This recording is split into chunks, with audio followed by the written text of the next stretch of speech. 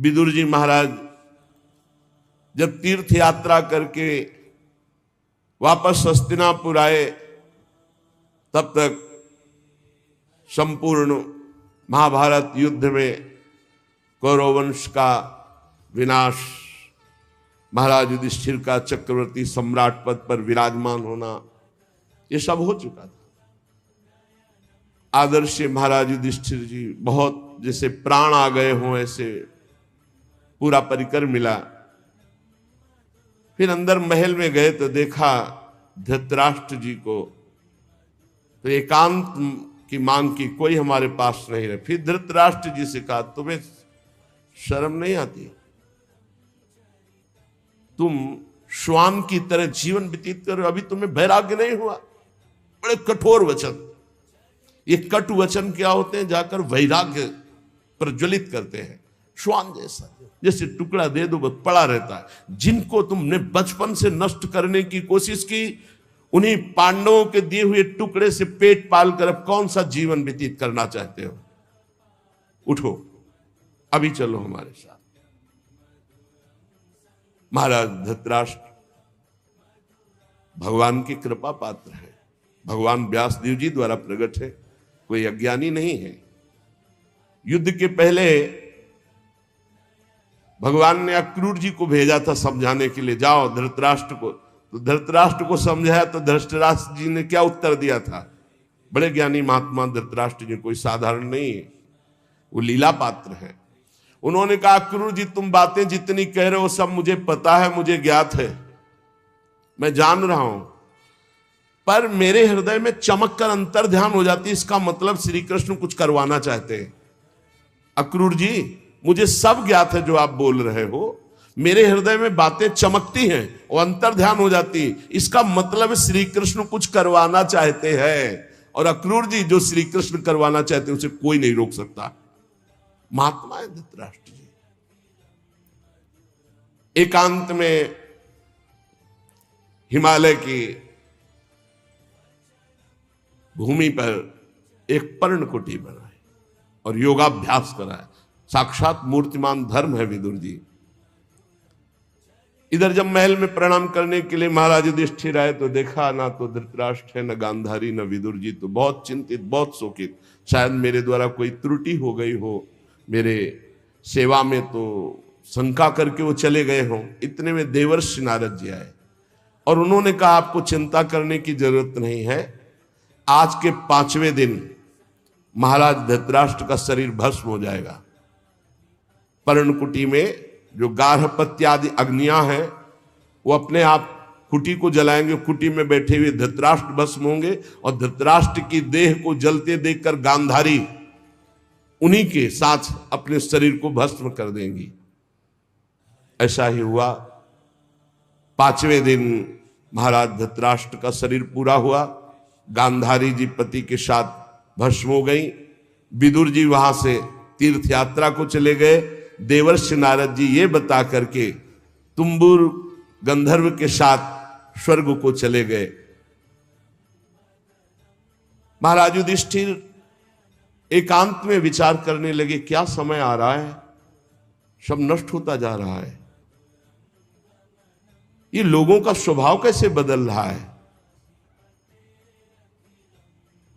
7 महीना हो गए थे अर्जुन को द्वारिका गए हुए, अभी वापस नहीं आए थे।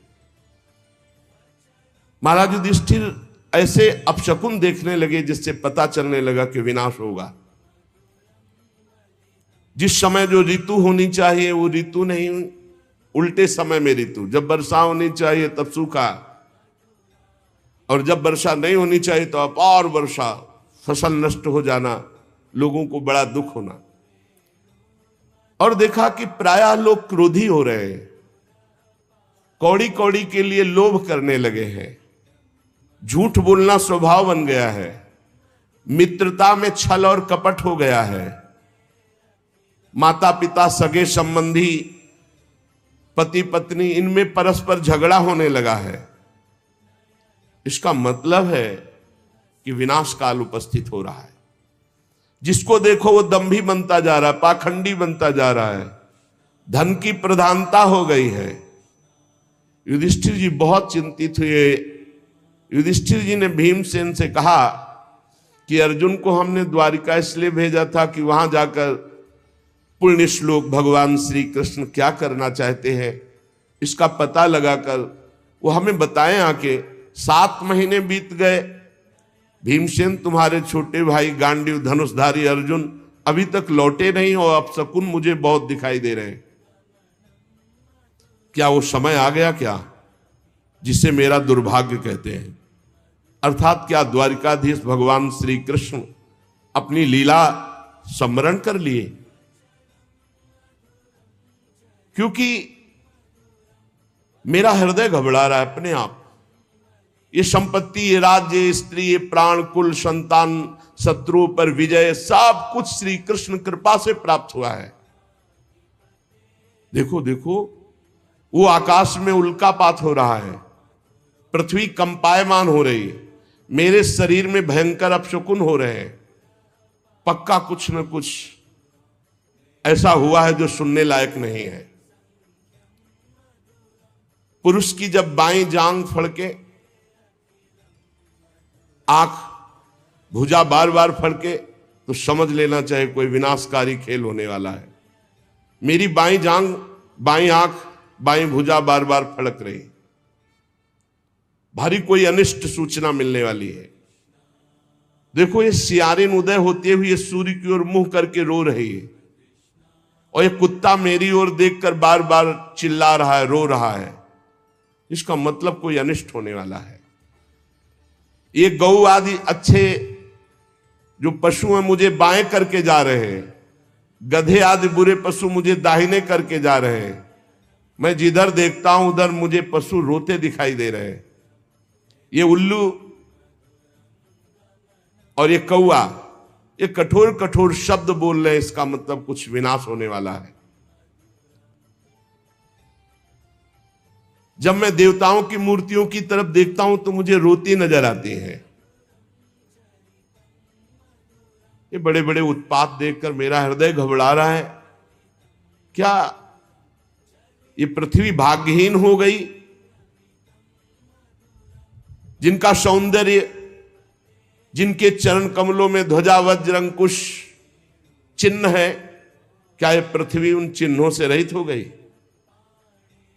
राजा युधिष्ठिर इन भयंकर उत्पातों को देखकर मन ही मन बहुत चिंतित थे। इतने में देखा कि अर्जुन पधार रहे। दौड़ पड़े युधिष्ठिर, समीप गए तो कदम रुक गए। अर्जुन का मुंह उदास, आंखों से आंसू, शरीर शक्तिहीन, कांतिहीन। जे ही महाराज युधिष्ठिर के सामने पहुंचे, अर्जुन गिर पड़े। घबरा करके युधिष्ठिर जी ने उठाया, अर्जुन से पूछा, भाई द्वारिकापुरी में सब कुशल मंगल है ना? छोटे भाई सहित मामा वसुदेव जी कुशल हैं, उनकी पत्नियां सब कुशल हैं, बलराम जी के द्वारा सुरक्षित द्वारिकापुरी, हमें लगता है सब कुशल होगा। अर्जुन कुशल ही बोलना। भक्तवत्सल ब्राह्मण भक्त भगवान श्री कृष्ण स्वजनों के साथ द्वारिका की सुधर्मा सभा में सुखपूर्वक विराजते हैं ना? आदि पुरुष बलराम जी के साथ संसार के परम मंगल, परम कल्याण, परम उन्नति के लिए यदुवंश रूपी क्षीर सागर में हमारे प्रभु जैसे विराजमान, अभी विराजमान है ना? मुझे बहुत भय हो रहा है। अर्जुन जल्दी बताओ, तुम श्रीहीन हो गए हो, तेजहीन हो गए हो। क्या तुम्हारा किसी ने अपमान कर दिया? कहीं तुमने दुर्भावपूर्ण कोई अमंगल कार्य तो नहीं कर दिया? क्योंकि अमंगल कार्य करने वाले का तेज नष्ट हो जाता है। कहीं ऐसा तो नहीं हुआ कोई पात्र आया हो तुम्हारे पास और भीख मांग रहा हो और तुमने उसको दी ना हो तो तुम्हारा पुण्य नष्ट हो गया हो? कहीं ऐसा तो नहीं हुआ देने की प्रतिज्ञा करके तुम मुकर गए हो तो तुम्हारे सुकृत नष्ट हो गए हो? कहीं ऐसा तो नहीं हुआ शरणागत का तुमने त्याग कर दिया हो? प्रश्नों की झड़ी लगा दी। कहीं ऐसा तो नहीं हुआ अगम्या स्त्री का समागम कर लिया हो, कहीं ऐसा तो नहीं हुआ कि जिस समागम करने योग्य का अपमान कर दिया हो। बड़े प्रश्न किए, लेकिन मुझे लगता है कि ऐसा धर्म विरुद्ध आचरण तुमसे कोई हो ही नहीं सकता। बहुत संभल के बोलना, इस समय मैं बहुत घबरा रहा हूं, क्या हो गया, मुझे बहुत मानसिक पीड़ा हो रही। वैसे ही दुख से अर्जुन जी बड़े दुखी थे। जब इतने प्रश्न किए तो विषाद ग्रस्त आंसुओं की झड़ी अर्जुन की, शरीर कांप रहा है, मुख सूख रहा है, पीला पड़ गया है चेहरा, बस एकमात्र श्री कृष्ण के ध्यान में डूबे हुए हैं। काफी देर में साहस बटोर करके उन्होंने बोलना शुरू किया। अर्जुन ने कहा, महाराज मेरी आंखों से वो ओझल हो चुके हैं जो हमारे प्राण, हमारे जीवन, हमारे सखा, जो प्रेमवश रथ हाँकना, टहलना, दूत बनना, मित्रता का, अभिन्न हृदयता का व्यवहार करना, महाराज मैं लुट गया। प्रभु अंतर ध्यान हो गए। महाराज जिन्होंने मेरे ममेरे भाई का घनिष्ठ रूप धारण किया वो परब्रह्म परमात्मा है, मैं समझ नहीं पाया। जिन्होंने मेरे मित्र का रूप धारण किया वो मुझे ठग लिया। मेरा पराक्रम बड़े बड़े देवता नहीं सह सकते थे, आज क्षुद्र बन के भीलों ने मुझे परास्त कर दिया, लूट लिया। क्योंकि मेरा बल तो अंतर ध्यान हो गया ना। जैसे ये शरीर प्राणों से रहित मृतक कहलाता है महाराज, आज मैं वैसा हो चुका हूं। मेरे प्राण श्री कृष्ण अंतर ध्यान हो चुके हैं। मैंने उन्हीं के आश्रय से महाराज द्रुपद के घर में आए हुए कामोन्मत्त राजाओं का तेज अपहरण करके द्रौपदी को स्वयंवर में जीता। मैंने उन्हीं के आश्रय से गांडीव धनुष पर बाण चढ़ाकर मत्स्यवेद किया। भगवान की दिव्य शक्ति हर समय अर्जुन के साथ रहती थी। ये आज वही गांडीव हमारे हाथ में है, लेकिन मैं भीलों से नहीं जीत पाया। मैं लौट के आ रहा था भगवान के निज जनों को लेकर, लेकिन मेरे में सामर्थ्य नहीं रही, क्योंकि मेरे श्री कृष्ण अंतर है। वही गांडीव, वही भुजाएं जिसके बल से खांडोवन को, इंद्र को भी रोक करके अग्नि को तृप्त किया। उसी से मैदानों की रक्षा की जो आपकी सभा में जल में थल, थल में जल का भ्रम करने वाली दिव्य सभा तैयार की थी। 10,000 हाथियों का बल रखने वाले जरासंध को ऐसे तिनके की तरह चिरवा दिया उन्हीं श्री कृष्ण ने भीम से। 20,000 राजाओं को मुक्त किया जो भैरव यज्ञ में बलि देने के लिए बंदी बनाए हुए था। महाराज हर तरह की विपत्ति में श्री कृष्ण सामने नजर आते थे। चाहे वो द्रौपदी को वस्त्रहीन करने के लिए कौरवों की सभा हो, या वनवास के समय दुर्योधन के षड्यंत्र से भेजे हुए 10,000 शिष्यों के साथ दुर्वासा ऋषि, हर समस्या का समाधान श्री कृष्ण थे। ये कई बार सुना चुके हैं दुर्वासा ऋषि का प्रसंग। बड़ा कठिन है किसी महापुरुष को प्रसन्न कर लेना, लेकिन जिनका भगवान से अनुराग नहीं वो लाभ नहीं ले पाते। 4 महीने दुर्वासा जी की बड़ी सेवा की दुर्योधन ने। दुर्वासा जी ने कहा, वरदान मांगो, चातुर्मास भर तुमने सेवा की, क्या चाहते हो? दुर्योधन ने विचार किया कि पांडवों का जड़ से नाश हो जाए, बढ़िया अवसर है। तो उनका ब्राह्मण हमारे ज्येष्ठ भ्राता महाराज युधिष्ठिर वनवास में है, आप 10,000 शिष्यों के साथ जाएं और उनका आतिथ्य स्वीकार करें। तब जब द्रौपदी जी बटलोई में प्रसाद पाले, द्रौपदी पालिए, फिर वहां कुछ नहीं। सिद्ध सूर्यदेव के द्वारा दी हुई बटलोई थी। तथास्तु कहकर दुर्वासा जी ठीक उसी समय पहुंचे जब द्रौपदी जी प्रसाद पाके बटलोई मार्जन करके रख दिया। शिष्य मंडली 10,000, आगे दुर्वासा जी महाराज धर्मराज जी के समय पहुंचे, साष्टांग दंडवत किया। महाराज आइए, आज तो हमारे अहोभाग्य, आप कृपा करके दर्शन दिए। अब पूछना होता महाराज प्रसाद पाल, हाँ हाँ अभी यमुना स्नान करके आते हैं, अभी आते हैं प्रसाद पाने। 10,000 शिष्य सहित यमुना जी स्नान करने गए। महाराज युधिष्ठिर द्रौपदी के पास गए और द्रौपदी जी से पूछा प्रसाद पा लिया? हाँ, बटलोई मान के रख दी, मूर्छित से। द्रौपदी जी कौरव सभा से शरणागति पूर्ण पुष्ट हो चुकी थी। उठाया, आप ऐसी दशा को क्यों प्राप्त हो गए? तो उनका बटलोई में तुमने पा लिया, धो के रख दिया। 10,000 शिष्यों के साथ महाक्रोधी दुर्वासा ऋषि आते ही साप दे देंगे। अब क्या 10,000 के लिए कंदमूल फल भी एकत्रित नहीं कर सकते। द्रौपदी ने कहा, एक बटलोई का तुम्हें इतना भरोसा है? अरे जो पूरे विश्व को पवाता है वो मेरा श्री कृष्ण है, आप कोई संशय नहीं। आंख मूंदी और ध्यान करके आर्त भाव से पुकारा, श्री कृष्ण। उनको कहीं आना जाना है? देखा पीतांबर फहराते हुए मुस्कुराते हुए चले आ रहे हैं। आकर के पहले कहा, द्रौपदी बहुत भूख लगी, कुछ पवा। समस्या पे समस्या। अरे महाराज इसी समस्या से तो आपको याद किया है।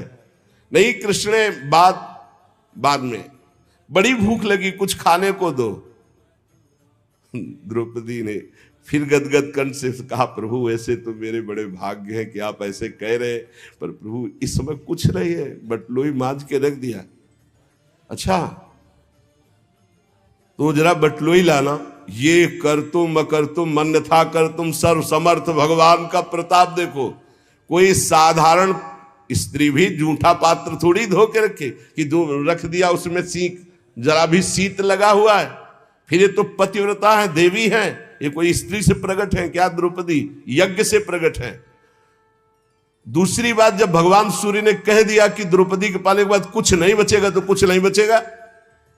लेकिन श्री कृष्ण है, एक साक का शीत निकाला। कहां से निकाला? बटलोई से। सिद्ध बटलोई, धुली बटलोई, ये है श्री कृष्ण। और कहा इतने में तो पूरा विश्व तृप्त हो जाएगा। जबान में रखा तो वहां मुनिमंडली जो यमुना स्नान कर रही थी, ऐसा फरा बड़ा आचमन करने की जरूरत नहीं। बोले जाओ, भीम से कहा भगवान ने, कह दो पकवान तैयार है, आओ महाराज। बोले महाराज, बोले जाओ तो तुम कहो जा करके। जो ही भीमसेन गए तो वहां सब दुर्वासा जिसका, महाराज रसोइये ने ऐसे सुंदर व्यंजन बनाए, आप पधारे। उनका देखो आचमन करने की जगह नहीं। वैसे तो अगर 2 मिनट लेट हो जाते तो हम सब भाग जाते यहां से, क्योंकि किसी के सामर्थ्य नहीं है। शिष्यों ने कहा गुरुजी आदेश मत कर देना, आचमन करने की जगह नहीं। उनका वरदान मांगो। तो बोले जिस भाव से दुर्योधन ने भेजा था वो उसी भाव को प्राप्त हो जाए। विनाश के लिए भेजा था, उन्होंने कहा तथास्तु। अर्जुन जी कह रहे हैं, जिनके बल से बड़े भारी दुस्तर संकट दुर्वासा से हम बच पाए, जिनके प्रताप से हमने भगवान शंकर को अपनी बाहुओं से युद्ध रूपी पूजा करके तृप्त कर दिया। भगवान शंकर से भगवान शंकर से कोई एक सेकंड भी युद्ध कर सकता है? अरे प्रलयंकारी रुद्र हैं, इनके सामने कोई नहीं टिक सकता। बाहु युद्ध या जितने अक्षय तूणीर में बाण थे सब ऐसे लीन हो गए। जब बाण मारते ना तो शरीर में अंतर ध्यान हो। अर्जुन जी को लगा ऐसा किरात कौन सा वीर है कि जो हमारे बाणों को ही ली जा रहा है। जब एक भी बाण नहीं बचे तो गांडीव से प्रहार किया तो गांडीव भी अंतर ध्यान हो गया। अब उठा के वज्र जैसे घूंसों से प्रहार करना शुरू किया। जे भी भगवान शंकर ने प्रहार किया तो उनका रुक जाओ, 2 मिनट का समय दो, हम अपने आराध्य देव की पूजा कर ले, क्योंकि लगा कि इनके घूंसे से प्राण निकल जाएंगे। और मन में आया कि इतनी पीड़ा तो हमें कहीं किसी युद्ध में नहीं हुई, ऐसा कौन है जो मुझे कष्ट दे सकता है। तो उन्होंने कहा हाँ हाँ जो तुम्हें करना है कर लो। तत्काल रज से एक लिंग बनाया, कुछ पत्र पुष्प जंगल के और महादेव जी का। तो देखा कि जो पुष्प और माला डाली वो किरात के माथे पे। उनका प्रभु, तो बोले हाँ यही मैं देखने आया था कि तुम मेरे दिव्यास्त्र को रखने लायक हो कि नहीं। ये पाशुपतास्त्र ये साधारण नहीं है जो मैं तुम्हें देने जा रहा हूं, विश्व का विनाश एक क्षण में कर देगा, बहुत होश में। यही मैं देखना चाहता। उस समय भगवान शंकर को भी मैंने तृप्त किया युद्ध में, वो भगवान श्री कृष्ण के बल से। यत्तेज साथ भगवान युद्ध शूल पाणिर विस्मापिता सगिरिजोस्त्र मदान निजम में। वो प्रसन्न होकर अपना निज अस्त्र मुझे प्रदान किया। महाराज, जिन श्री कृष्ण के प्रताप से देवराज इंद्र की सभा में देवराज के सिंहासन पर आधे पर बैठने का मुझे अधिकार मिला, जिन श्री कृष्ण के प्रताप से देवताओं ने मेरी पूजा की, ऐसा मैंने युद्ध किया, निवात कवच नामक दैत्यों का विनाश किया, आज मैं उनसे रहित हो गया हूं। अर्जुन जी कह रहे, महाराज मैं अपार शोक से युक्त हो रहा हूं। सोने बैठने टहलने, बड़ी बड़ी बातें, भोजन आदि के समय बड़ी मजाक करना, और कभी कभी तो मैं उन्हें कह देता कि मित्र तुम तो बड़े सत्यवादी हो, तो हंस देते। वो महापुरुष मैं समझ नहीं पाया। मित्र मित्र का जैसे अपराध सह लेता है, पिता पुत्र का अपराध सह लेता है, ऐसे मुझ दुर्बुद्धि का मजाक वो सहते। मेरे प्रिय सखा, मेरे प्रिय मित्र, नहीं नहीं मेरे हृदय, मेरे पुरुषोत्तम भगवान ने मुझे छल लिया। वो चले गए। मैं उनके निज जनों को द्वारिका से साथ ला रहा था। मार्ग में दुष्ट भीलों ने मुझे एक अबला की तरह हरा दिया। मेरे में कोई बल नहीं, वही गांडी, वही बाण, वही अर्जुन, कुछ नहीं कर पाया। लूट ले गए संपत्ति। वही मेरा गांडीव है, वही अक्षय तूणीर, वही बाण, वही रथ, वही घोड़े, वही रथी अर्जुन, पर मेरा सारथी नहीं, मेरे श्री कृष्ण नहीं। तो मैं परास्त हो गया, हार गया। लूट लिया भीलों ने। श्री कृष्ण के बिना मैं सार शून्य हो रहा हूं। क्या करूं? तुमने जितने ये सुहृद संबंधियों की बात पूछी, सब नष्ट हो चुके हैं। पता नहीं क्या हो गया, सब आपस में मदोन्मत्त होकर एक दूसरे को मार डाला। यदुवंशियों ने एक दूसरे को ही मार डाला। महाराज केवल 4 या 5 लोग बचे हैं, पूरे यदुवंश का विनाश हो चुका है। वास्तव में ये केवल श्री कृष्ण की संहार लीला थी। बड़ा विचित्र खेल, एक दूसरे को मार डाला, एक दूसरे को पहचाना ही नहीं। सूत जी कहते हैं अर्जुन ये कहते कहते बेसुध हो गए। भगवान श्री कृष्ण के चरण कमलों के चिंतन में अर्जुन की चित्तवृत्ति अत्यंत निर्मल प्रशांत हो गई। इतना भक्ति का वेग बढ़ा कि मौन धारण करके आंख मूंद करके चुपचाप बैठ गए। बैठते ही भगवान की द्वारा जो उपदिष्ट गीता था, संपूर्ण गीता ज्ञान प्रकाशित हो गया। व्यवधान रहित परब्रह्म स्वरूप में अर्जुन स्थित हो गए। ये भगवान की कृपा होती है। ऐसा विशुद्ध ब्रह्मबोध, गुणातीत अवस्था, द्वैत संशय निवृत्ति, सूक्ष्म शरीर का भंग, जन्म मृत्यु चक्र से रहित जीवन मुक्त स्थिति को अर्जुन उसी क्षण प्राप्त हो गए। इसीलिए कहते हैं मेरे बनाए न बनेगी कोटि कल्प लो, आपके बनाए बनेगी पल पाव में, पल के चौथाई हिस्से में। ये ही भगवान के वियोग में अर्जुन जी व्यथित होकर खड़े रहने की भी सामर्थ्य नहीं रही, बैठ गए। उसी समय दिव्य ब्रह्म ज्ञान जो भगवान ने दिया था जागृत हुआ। स्थूल सूक्ष्म कारण तीनों शरीरों का राग भस्म हुआ। अपने स्वरूप में स्थित जीवन मुक्त महापुरुष भगवान के स्वधाम गमन यदुवंश का संहार सुनते ही महाराज युधिष्ठिर शांत हो गए। देखो ये अंतिम लीला सबकी होनी है। निश्चय किया महाप्रस्थान। महाप्रस्थान कहते हैं मृत्यु को। अब महाप्रस्थान करना है। जन्म मृत्यु रूप संसार से अब मुख मोड़ लिया महाराज युधिष्ठिर जी ने। जब भगवान ने शरीर त्याग दिया तो अब हमारा इस मृत्यु लोक में क्या काम। जिस समय भगवान श्री कृष्णचंद्र जी ने इस पृथ्वी से अपने शरीर को अंतर ध्यान किया, उसी समय पाप और अधर्म में फंसाने वाला कलयुग का राज्य लागू हो गया। उसी समय से महाराज युधिष्ठिर ने कलयुग का फैलना देखा। देश में, नगर में, घरों में, प्राणियों के हृदयों में असत्य, छल, हिंसा, अधर्म, व्यभिचार, ये सब की बढ़ोतरी हो रही। अपने भाइयों से कहा महाप्रस्थान का निश्चय करो, अब रहना नहीं इस पृथ्वी में।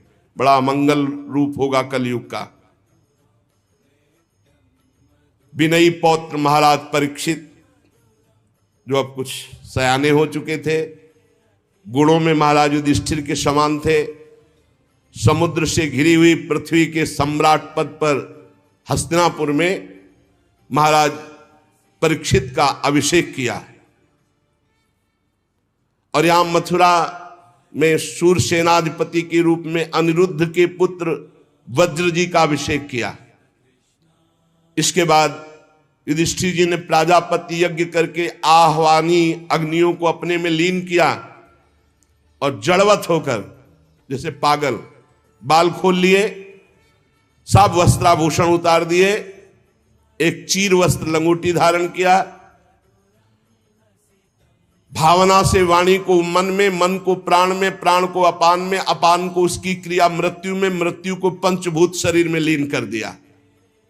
शरीर को मृत्यु रूप अनुभव करके त्रिगुण में मिला दिया, त्रिगुण को मूल प्रकृति में, मूल प्रकृति को सर्व कारण रूपा प्रकृति में, प्रकृति को आत्मा में, आत्मा को ब्रह्म में विलीन करके जीवन मुक्त हो गए तत्काल। यह है भगवान के निज जनों का महामहिमामय स्वरूप। जीवन मुक्त, आवागमन मुक्त, पहले मुक्त, अब चीर वस्त्र धारण किया और नियम लिया कि मुख में ना जल जाएगा ना अन्न जाएगा। जब तक प्राण है ना अन्न ना जल। मौन, केश खोल लिए और बिना किसी को देखे सुने बोले निकल पड़े। पर ब्रह्म स्थिति उत्तर दिशा की ओर बढ़ते चले जा रहे हैं। भीमसेन, अर्जुन, नकुल, सहदेव, द्रौपदी, इन्होंने जब देखा कि भैया इस महाप्रस्थान को, तो ये भी महाप्रस्थान को भगवान श्री कृष्ण के चरणों का सब ध्यान करते हुए महाराज युधिष्ठिर के पीछे पीछे महाप्रस्थान। सबकी बुद्धि एकमात्र कृष्णाकार, सबकी बुद्धि श्री कृष्ण में लगी हुई। फलतः एक एक गिरते जा रहे हैं।